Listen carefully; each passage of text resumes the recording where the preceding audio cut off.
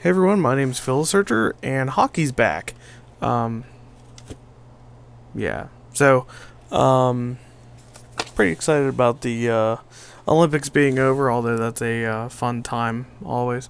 But today's video, which is a little more on topic than hockey, um, is going to be about the astronomical events that are going to take place in March. March is almost here, and it's really not going to be that exciting of a month as far as space stuff goes, but it does have some things, and one thing in particular is kind of neat. So I'll start off just by going through the events in chronological order, and then I'll go back to the one that's kind of neat. So, okay, March 1st is going to be a new moon, so you won't be able to see the moon. And then March 16th is going to be the full moon. Now, March 20th is going to be the March equinox and the occulation of Regulus. So that's the interesting thing, but I'll come back to that.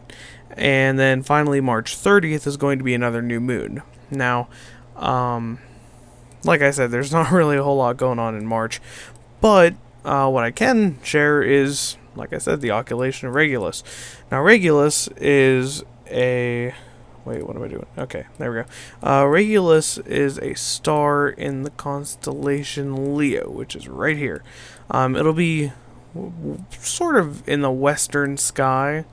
Now, this is, again, still set to Greensburg, which is my location in Pennsylvania.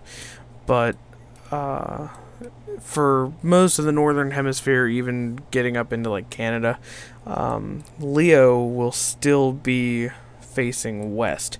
Now, an easy way to pick out Leo is in the night sky. If you look for the backwards question mark, Regulus is going to be the bright star dotting the question mark. So that's kind of an easy way to find Regulus and Leo.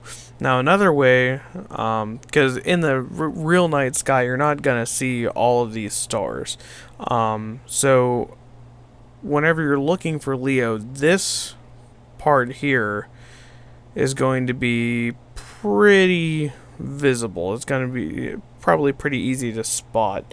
But also, if you look, it kind of creates a little bit of a triangle here, sort of a weird shape. But at the end, there's a triangle. You can really see this triangle too. So once you find the backwards question mark, you should be able to find the rest of it fairly easily. But the only thing that we're really going to be worried about on March 20th is Regulus. Now, what an occulation is, an occulation happens when something from your viewpoint passes in front of another object in space. That, I don't know if I explained that really well, but a good example is the moon. During a solar eclipse, whenever the moon passes in front of the sun, that's basically an occultation. So what's going to happen here is the asteroid 163 Aragon will fly between Earth and Regulus just enough that it's going to make Regulus disappear for up to 12 seconds. So if you live anywhere between New York and Ontario, you're going to have the best view of this, and it'll get blacked out for the longest amount of time. But it's supposed to happen right around 2:07 a.m. So, if you have the ability to stay up that late, and or if you have the chance to stay up that late, I should say. It's not anything super substantial, but it's still interesting. So, yeah, that's basically it. That's March in a nutshell, if I could talk. And I'm hoping to do an update video for each month for anything that's involving space. And for April, I believe we have a meteor shower to look forward to.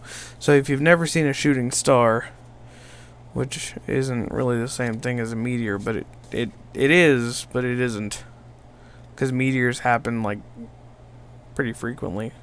But anyway, I'm getting sidetracked here. So yeah, if you like what you see, and you know, you'd like to get more updates on space and astronomy, feel free to subscribe. I appreciate all the support. And if you have any questions, post in the comments below, and I will answer them as quickly as possible.